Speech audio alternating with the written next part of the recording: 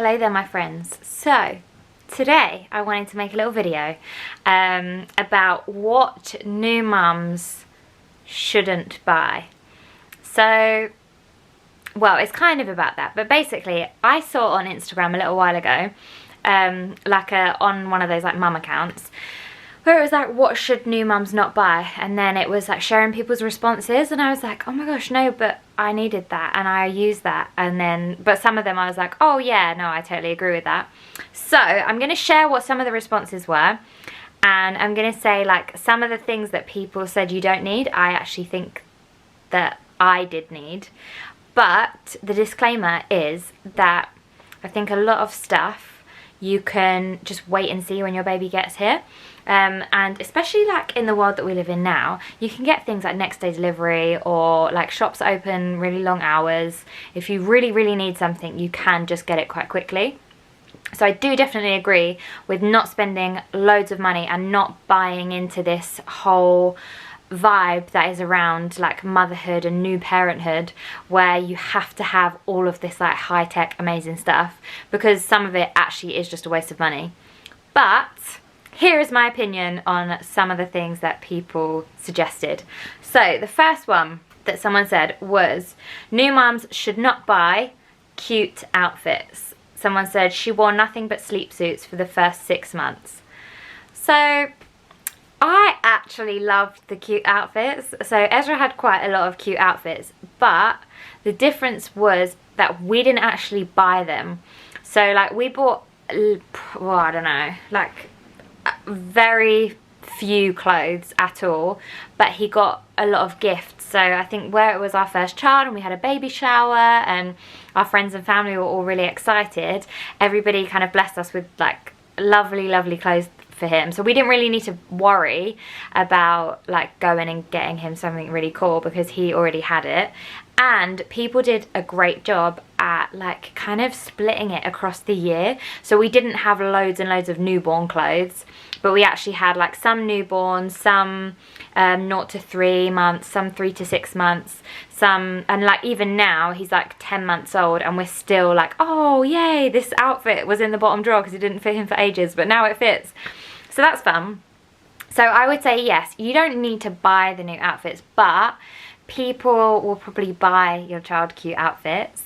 And if they don't, I do think it is really like, it's such a nice feeling when you like dress your child in something that you think is really cute. And it doesn't have to be loads of stuff. Like you don't have to get like wardrobes for, but I think like having 1 or 2 things that you're like, oh my gosh, it just brings that like joy to, I don't know, making the simple things fun. Like literally just getting a baby dressed can be really fun, because you're like, oh yay. Or I always try and like have him in a different outfit for when I do his monthly picture, just because I think it's cute to see like different things, but it is a bit extra, so I get it. Okay, the next one. New mums should not buy that certain sheep with a heartbeat sound.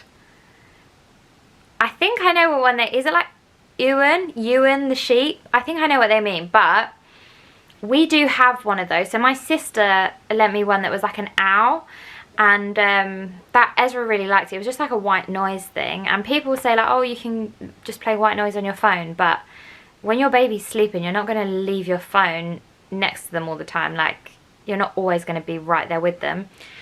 So I think that sometimes is helpful, and we had, our friends bought us one that did like the little light and the heartbeat sound. To be honest, we didn't really use it that much, but I know for some people that has been like an absolute lifesaver.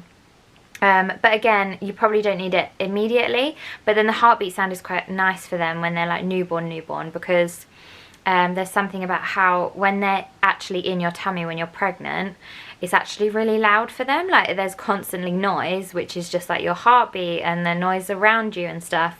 So they're used to being around a lot of noise. So when it is silent, when they're in a bedroom or whatever, that can be a little bit like a bit weird for them.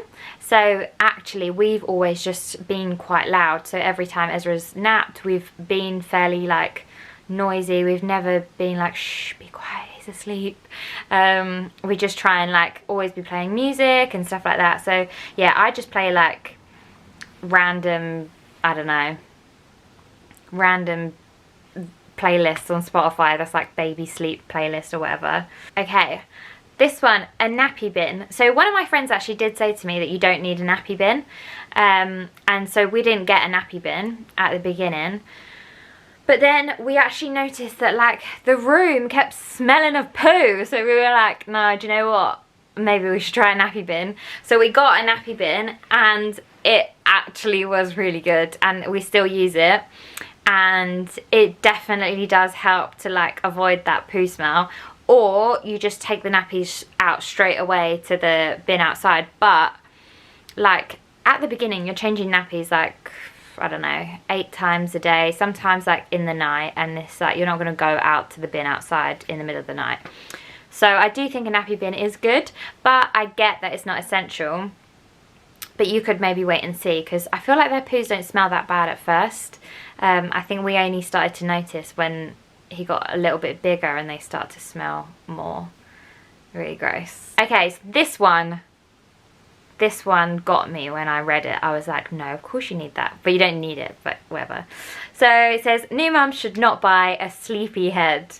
It won't magically make all babies sleep. Now they're right, it won't magically make all babies sleep, but I loved using the sleepy head. So for us, it was amazing. We had Ezra in it from the beginning. The what are they called? The midwife that comes to your house was like, oh, you shouldn't use a sleepy head. They're really dangerous, da da da. But I think, I understand it's not with like safe sleep guidelines, but I was cautious with using it, and he didn't sleep in it in the night at first. It was just like in the daytime, and it was really, really good for like when you've got a new baby and people come and visit, you want to be like downstairs with everyone, like in the front room or wherever you're hanging out.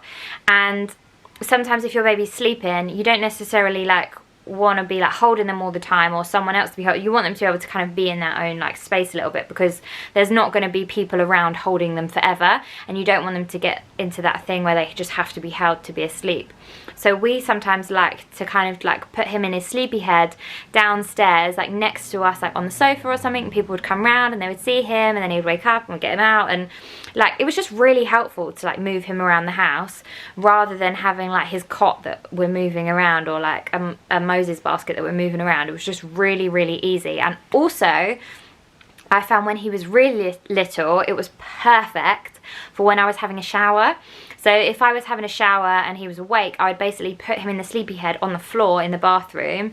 He would have like a little toy or like a mobile thing that hangs down, and he loved it. Like he loved being in the shower and like the sound of the water in the shower. So that was really good, because they can't like roll out of it. They're quite secure, but they're comfortable. It's padded. So yeah, I absolutely loved having a sleepy head. And also when we took Ezra to LA when he was 4 months old, we took the sleepy head with us rather than a travel cot, and he literally like, we just had the sleepy head on the floor next to our bed, and he slept in there, and like that was perfect, because there was no trouble with him getting to sleep or feeling like he was in a different environment.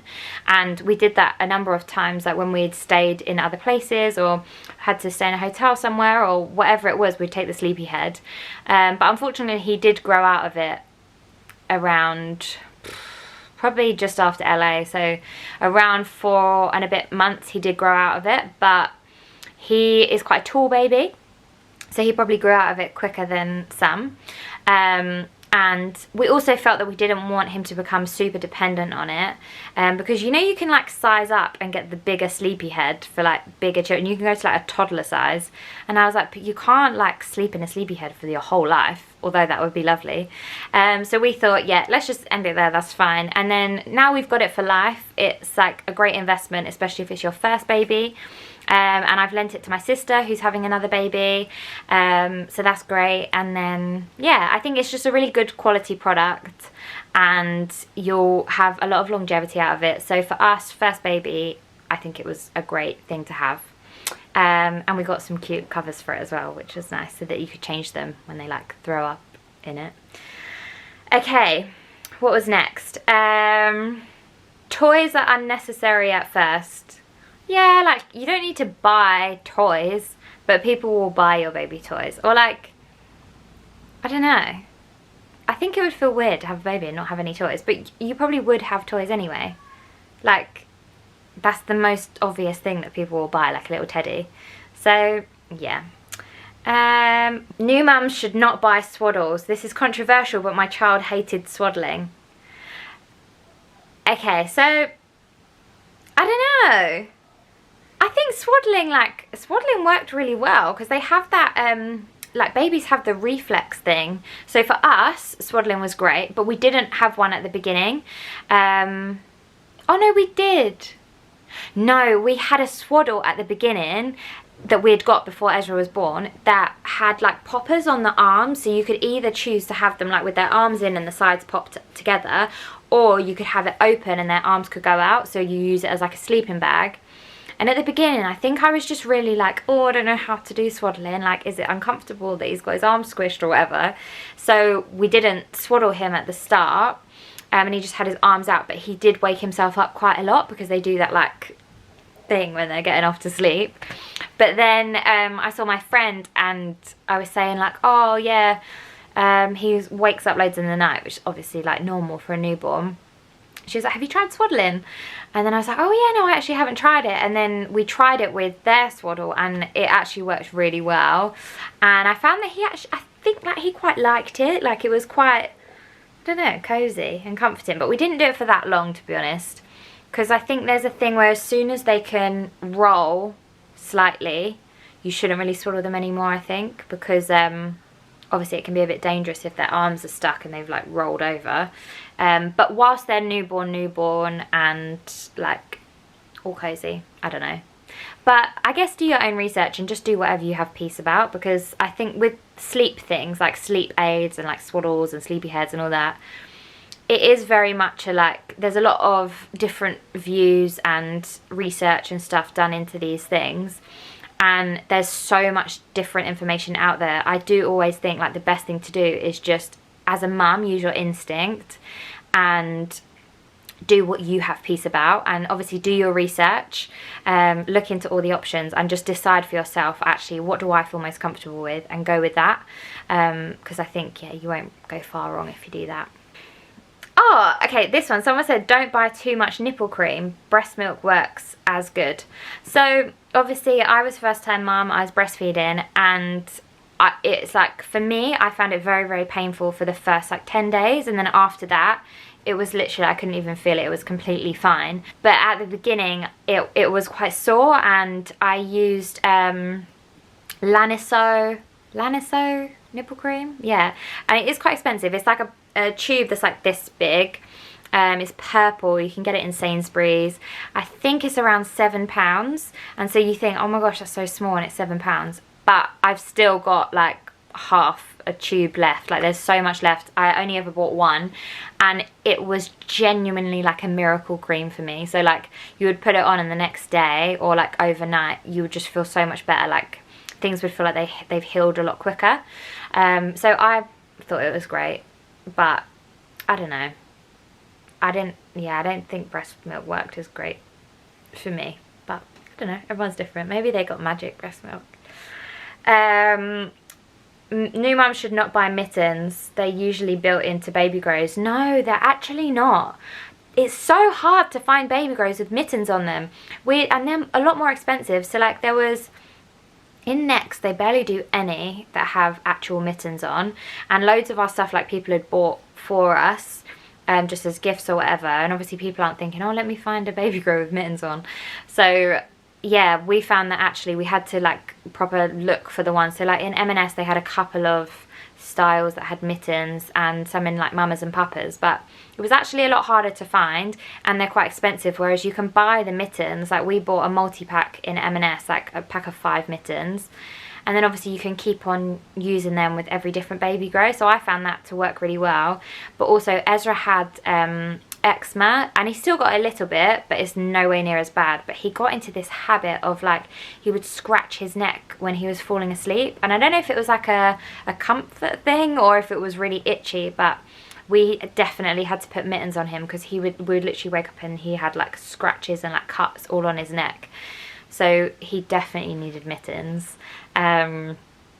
But again, you can wait and see. Like, your child might be absolutely fine without. Really expensive breathing sensors. Okay, I've never used a breathing sensor, so I can't speak into that one. Bubba wore sleep suits for the first few months. They do wear sleep suits, but the outfits are cute, guys. The outfits are cute. But the sleep suits are really cute as well, but then there's like no difference between night and day. Anyway. Someone said new mum should not buy a brand new pushchair. Could have been secondhand. Yeah, do you know what? There's a lot of really great secondhand stuff out there. We did get a new pushchair. And I think for a first baby, that's okay, because you know, like, if you're planning on having more children, you are going to keep that pushchair and have it for all of your children probably. So it's a good investment. But I also think they are so expensive, like sometimes more expensive than a car. And second-hand options can be incredible. So yeah, I do think absolutely you could totally get a second-hand pushchair. I don't even know where the best place is, like Facebook Marketplace, eBay. Okay, new mum should not buy cradle cap remedies. So as I said, Ezra had eczema, so he had cradle cap quite bad, and then my friend who is a midwife, she gave us some called like Dentinox or Detinox. I think it's Dentinox. And I can't find it anywhere now, like in the shops. But it was Dentinox Cradle Cap shampoo. And I don't think it's like expensive or anything. And it worked so well on Ezra's head. And I do think that, like, with Cradle Cap, of course they grow out of it. But it can be quite uncomfortable for them. Like, it's quite itchy. And like, it can be flaky. And it's just, I don't know. I just think if you can do something about it, then why not? But again, you don't probably need to buy it before your baby is here, but just wait and see. A baby cook puree maker. Well, again, they're not going to be eating food until they're about, well, I don't know, 6 months or whenever you start weaning. So yeah, you definitely don't need to buy this stuff before your baby comes, but just wait and see.